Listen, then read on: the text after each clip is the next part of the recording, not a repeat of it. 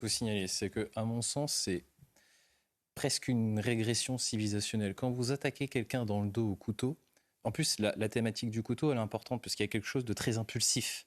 On prend un couteau tout de suite pour faire quelque chose. Il n'y a pas besoin d'avoir un réseau de criminels, il n'y a pas besoin d'être un grand bandit pour utiliser un couteau. Là, l'acte de la violence, c'est presque une non-gestion de la frustration. Oui, c'est ça. Il n'y a même plus de dialogue possible. Et on parlait tout à l'heure de lâcheté. Pour moi, c'est un acte totalement lâche, mais même dans le métro, où tous individuellement, on a peut-être connu des situations où des personnes, peu importe que ce soit des femmes, des jeunes, qui sont en situation de conflit avec quelqu'un, et nous-mêmes, on peut s'interroger de si on intervient, qu'est-ce qui peut nous arriver ? Mais bien sûr. Et donc, le sentiment de partage de la violence, il est vraiment diffus dans la société. Donc, j'espère qu'Emmanuel Macron dira quelque chose à ce niveau-là, qu'il reviendra peut-être même sur ses paroles du fait divers, parce qu'on est au-delà du fait divers. Pour moi, vraiment, il y a une non-gestion de la frustration. C'est le fait d'aller rechercher un couteau pour aller planter quelqu'un.